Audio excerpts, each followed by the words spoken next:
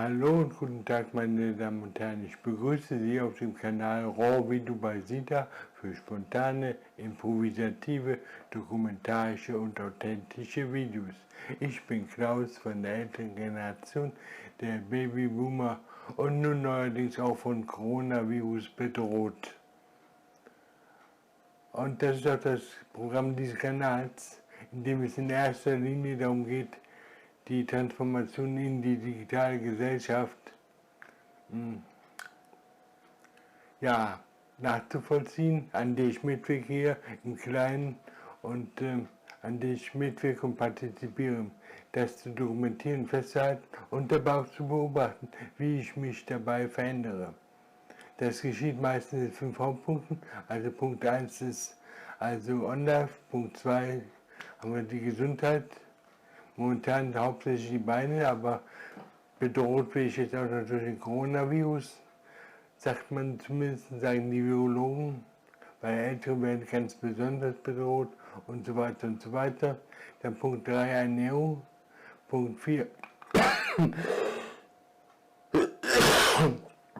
Punkt 4 Lektüre, Punkt 5 Medien. Ja, also fangen wir an mit Videos. Gestern habe ich also 5 Videos gemacht und damit bin ich gestern auf 68 gekommen. Heute kommen noch mal ein paar dazu, vielleicht 4 Stück oder 3 Stück, ich weiß nicht. Dann haben wir 72, glaube ich, oder waren gestern 72. Jedenfalls habe ich heute schon welche gemacht für morgen, also heute schon vorgearbeitet. Und zwar 2 lange Touren habe ich gemacht. Ich habe ja gesagt, eine Veränderung, die sich hier bei mir vollzieht, ist also die Entwicklung zum Gamer. Und jetzt bin ich also neuerdings Gamer und habe also hier so ein Spiel geholt, das nennt sich Simulator 2. Das ist ein Simulatorspiel, in dem der Spieler einen LKW steuert durch Europa. Also da sind die Straßen und Städte von Europa, da sind viele Unternehmen drin, reale und virtuelle natürlich viele. Und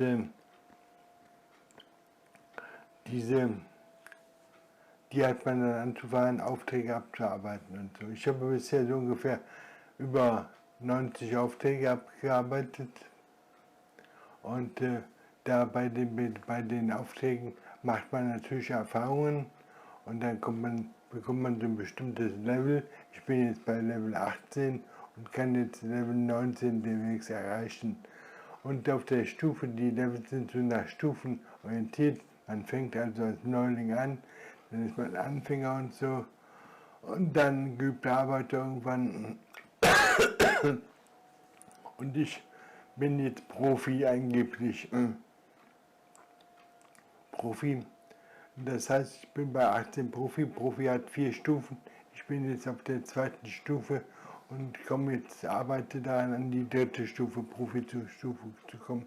Jede Stufe hat also 4 Stufen. Also jetzt bin ich also bei 18, 19 und in der 2. Stufe und dann muss ich noch 2 machen, damit ich die Profi-Stufe verlasse und nach Profi kommt Master. Das sind dann wahrscheinlich wieder 4 Stufen. Also Master 1, 2, 3 und ja, und nach dem Master kommt dann der Instruktor, das ist die letzte Stufe, wohl, soweit ich das bisher hier verstanden habe. Ja, großartige Anleitung und Erklärung gibt es nicht dazu. Das muss man sich dann so alles selber aneignen oder von Hörensagen aus anderen Videos so versuchen rauszusaugen. Ja, also da bin ich halt jetzt auf dem Weg zum Gamer. Und ja, natürlich mache ich jede Menge Unfälle und ich habe jede Menge Fehlversagen. Ich mache jede Menge Fehler und ich habe Probleme als Älterer mit diesen Fehlern, die ich da mache. Ich kann das also nicht mehr so spielerisch wie als Kind, da fällt der LKW halt um und so. Das kann ich nicht mehr so machen, sondern ich nehme mir das dann sehr zu Gemüte und versuche das dann abzustellen. Ich frage mich dann, warum bin ich da mit dem Anhänger hinten irgendwo hängen geblieben? Also warum? Natürlich, weil ich vorher vorne zu eng gelenkt habe, weil ich nicht rechtzeitig auf die andere Straßenseite gekommen bin und so weiter. Dann sucht man also den Fehler in erster Linie bei sich selber, nicht bei den anderen. Und ja, dann kann man vielleicht auch aus dem Spiel etwas lernen. Und das ist also die Verwandlung, die jetzt hier bei mir stattfindet. Ich verwandle mich zu einem BGmer, aber auch zu einem BKF-Praktikant. Ich mache jetzt ein virtuelles BKF-Praktikum. BKF steht für Berufskraftfahrer und das ist also ein Berufskraftfahrerpraktikum, das ich hier absolviere. Ich bin jetzt bisher 4 Wochen dabei, 6 Wochen ungefähr. Ich habe das am 1. Februar habe ich das Programm bekommen und dann habe ich im Februar erstmal noch 10 Tage Pause gemacht, 15 Tage, 13 Tage genau Pause gemacht, weil ich dann noch Umstellung hatte in meinem PC, musste das Betriebssystem noch ändern und so. Ja, und jetzt bin ich also seit 13. Februar, bin ich also ununterbrochen, quasi jeden Tag sitze ich davor und fahre dann meine Runden ab und arbeite die Aufträge ab. So sieht also mein Gaming-Alltag aus. Das heißt, ich bin als Berufskraftfahrer tätig und das ist für mich als Rentner, als Älterer, das ist für mich Stress hoch 3. Also ein Grund war natürlich auch, dass ich ein bisschen Abwechslung haben wollte in meinem Rentnerleben hier, weil das doch sehr von Routinen geprägt ist und so und man macht immer so dasselbe. Und da wollte ich ein bisschen Abwechslung haben und das Programm, das bringt die Abwechslung, das bringt aber mir auch Stress. Und ich bin noch nicht sicher, ob das jetzt Eustress ist oder Distress, also positiver Stress oder negativer. Ich habe manchmal den Eindruck, es ist eher ein negativer Stress, weil ja, man ist, wenn Sie, ja, also mal ein Beispiel, was ist für Sie Stress? Ist es für Sie Stress, jetzt im Auto zu sitzen, zum Beispiel, Sie fahren jetzt in Urlaub und Sie fahren dann nachts auf einer Autobahn, die Sie nicht kennen, mit einem Fahrzeug, das Ihnen unbekannt ist und dann fängt es an zu regnen, dann sehen Sie kaum was, dann können Sie wieder in den Seitenspiegel, dann hast du da 3 Seitenspiegel hast du, und dann den Hauptschirm und dann unten noch ein kleines Navi. Ja, und da sitzt du jetzt davor und da bist du dann angestrengt, da geht die Fahrbahn, die Fahrspur, die geht noch sogar hoch und runter, links und rechts in Polen oder wo immer. Und die Kennzeichen, die versteht man dann auch kaum noch. Und das ist für mich Stress, teilweise. Natürlich gibt es auch wieder schöne Momente, so in Norwegen, wo man da in den Bergen war, über die Brücken fuhr in Skandinavien, das waren wieder schöne Momente.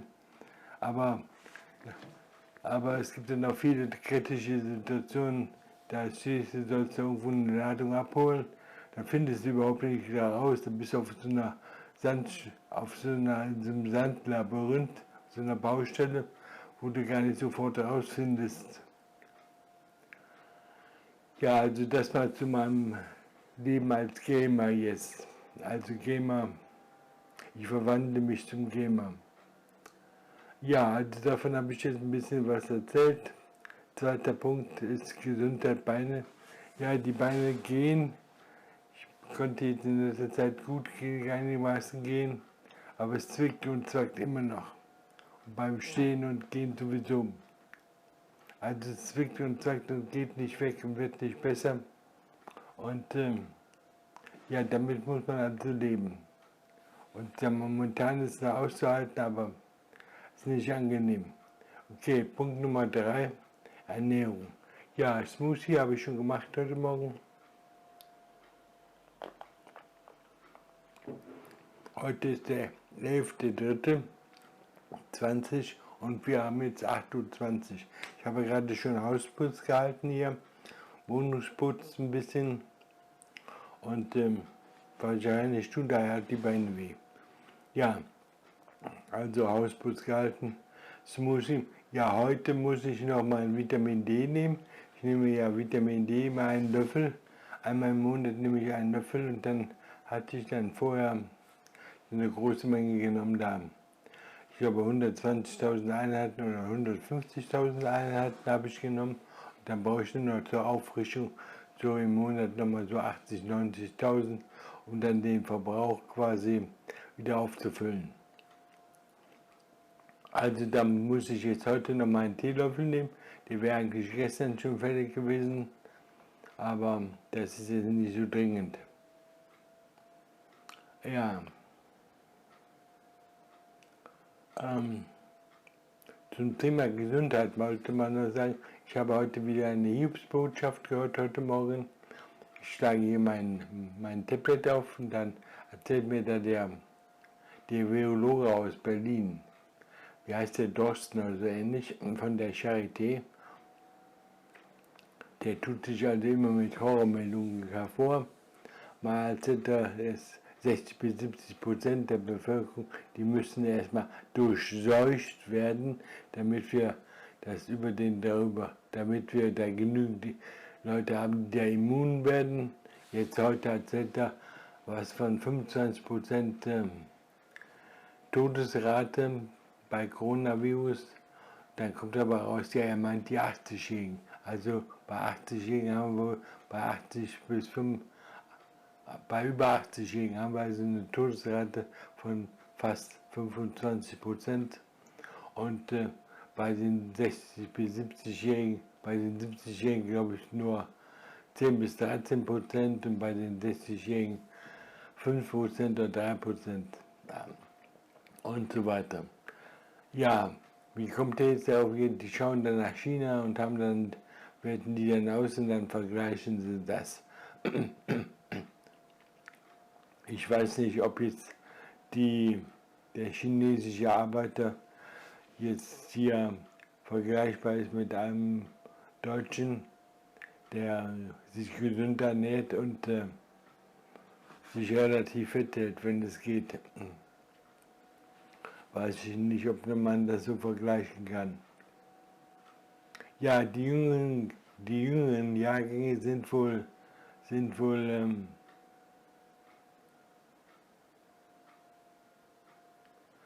eher weniger bedroht, die überstehen das. Deren Immunsystem ist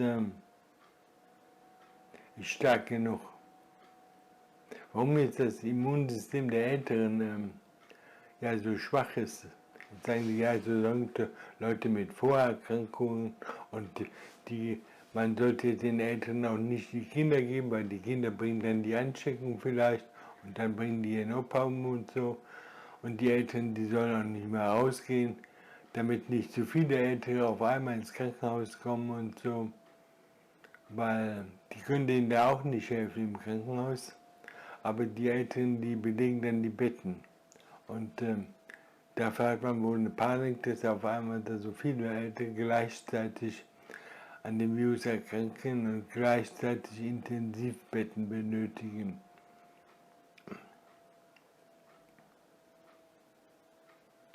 Ja, also das war so die Meldung. Und in den letzten Tagen hieß es ja eher, das klingt jetzt ab im Sommer und so. Und jetzt wird aber gewarnt, dass gerade im Sommer die Kinder nicht zu den Großeltern gehen sollten, sondern dass damit die Großeltern dann nicht infiziert werden. Und dann sozusagen im nächsten Herbst, dass dann der große Ansturm auf die Krankenhäuser kommt.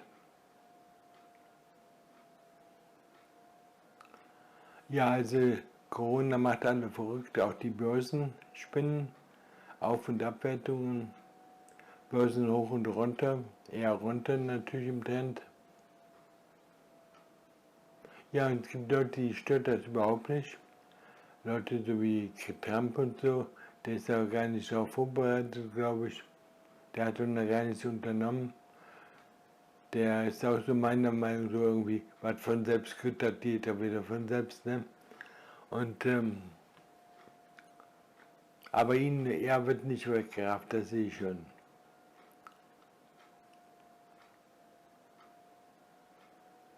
Ja.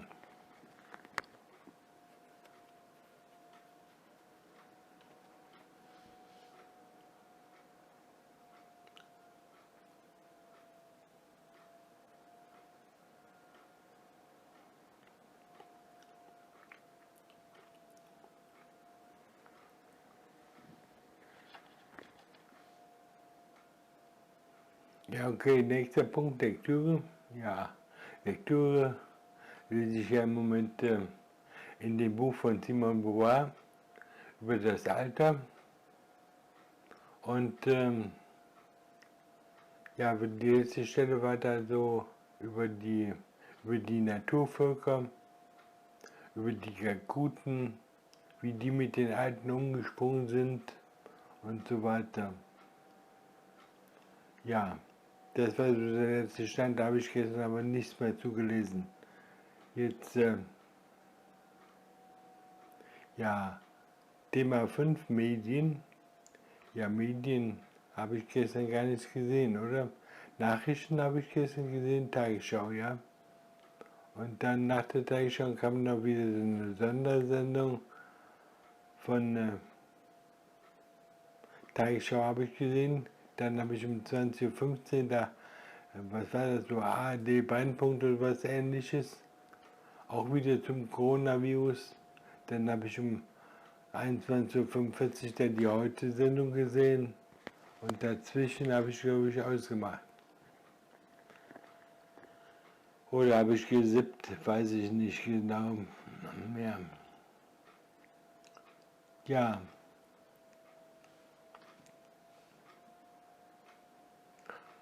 Ich sag mal, die reden davon, die Bevölkerung soll nicht panisch werden, aber die Nachrichtenagenturen, die hauen die eine Meldung nach der anderen um die Ohren. So mit Sondersendung, nochmal Sondersendung und gleich am Anfang so das Wichtigste, dann die Minister nochmal und der nochmal und so weiter. Und dann wird auch von der Welt und von China, von Italien, von Österreich und so berichtet. Ja, und dann kommt noch so die Meldung, ja, von Hamsterkäufen und so. Die Leute verhalten sich einfach dumm, mein Mann. Und ja, aber die Medien natürlich nicht. Also dass die Medien Tag und Nacht quasi dauernd hier Wasserstandsmeldungen geben. Jetzt haben wir 101, hurra, der dritte Tote in Deutschland, und dann der nächste und so weiter und so fort. Die machen die Leute erstmal richtig jeck, bis die ganze Bevölkerung da im Wahnsinn ist oder im Delirium. Und ja. Ach so, ja, Robert Koch, RKI. Da ist mir auch noch was aufgefallen. Also, dann war die Rede davon, dass in dem Jahr 1917, 18, also 2017, 2018, seien angeblich 20.000 Leute an der Grippe gestorben in Deutschland. 20.000 und das schien mir doch ein bisschen viel.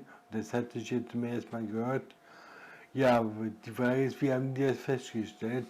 Da habe ich dann, im ersten Blatt schrieb das auch, und die haben aber auch noch einen zweiten Artikel geschrieben, um herauszufinden, wie die zu den Zahlen kommen. Und das sind Schätzungen, und das haben sie natürlich nicht gesagt. Die sagen dann, 20.000 wären an der Grippe gestorben, und das sind Schätzungen. In Wirklichkeit, die Leute, die nachweisbar, wo auf dem Todeszettel, auf dem Todesschein dann draufsteht, Tod an Grippe, davon gibt es nur 200 Leute oder so. Die sind also an Herzinfarkt, Diabetes und so weiter geschoben und dann rechnet man das dann hoch mit statistischen Methoden und dann kommt man dann auf Zahlen zwischen 5.000 und 20.000 und dann rechnet man das dann hoch, nimmt dann gleich die höchste Zahl, 20.000 und so, weil man sich darüber ärgert, dass die Leute die Grippeimpfung da nicht annehmen und sich dann nicht gegen die Grippe impfen lassen. Das ärgert die und deswegen bringen die dann so eine Horrorzahlen. Also das sind Fake News eigentlich. Das sind Fake News und ich weiß nicht, ob das jetzt gerechtfertigt ist. Aber das ärgert mich natürlich auch, wenn man sich nicht mal mehr auf so ein Institut wie Robert-Koch-Institut, wenn man sich nicht mehr auf die verlassen kann, wenn dann quasi da der Leiter da so seine eigenen Vermutungen und seine eigenen Berechnungen da und seine eigenen statistischen Methoden da anwendet, auch die er natürlich nicht veröffentlicht und nicht dabei sagt, wie er zu den Ergebnissen gekommen ist, sozusagen seine eigenen Vermutungen da äußert. Und die werden dann übernommen von den Medien. Sogar das erste Blatt hat das übernommen. Ja, also das ist, finde ich, ist ja gemeingefährlich.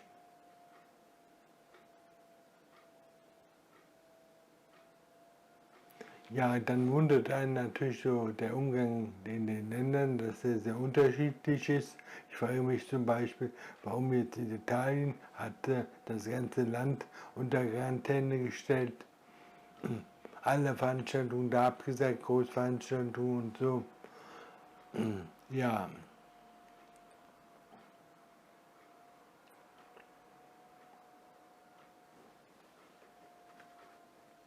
Und auch ich war jetzt beim Discounter einkaufen am Montag und dann denke ich, ja, ich war so um 5 nach 8 war ich da und dann wunderte ich mich, so ich stand um 10 nach 5, da stand ich an der Kasse, da wunderte ich mich, da 2 Kassen mit langen Schlangen davor und ich habe gar nicht gesehen, was die eigentlich wollten.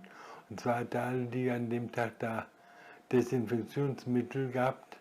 Und dann war sogar da der Filialleiter, der stand dann vorne und hat dann immer 3 Stück pro Person so ausgehändigt.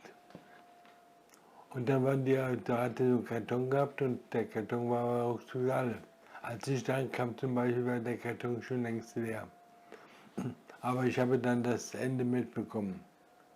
Und ich wollte gar kein Desinfektionsmittel kaufen. Ich habe auch keins gekauft. Wozu? Oder da haben wir Gesichtsmasken oder sowas, brauche ich nicht. So Quatsch. Allerdings habe ich jetzt mir doch schon mehrmals die Hände gewaschen, mehr wie früher oder bewusster wie früher zum Beispiel. Ja, das also mal zur Ernährungslage. Ansonsten habe ich die 5 Punkte wieder durch und dann sage ich mal, tschüss Leute, macht's gut, haltet den Kopf oben und lasst euch nie irre machen. Nicht irre machen lassen. Nein, es geht hier gar nicht aus. So geht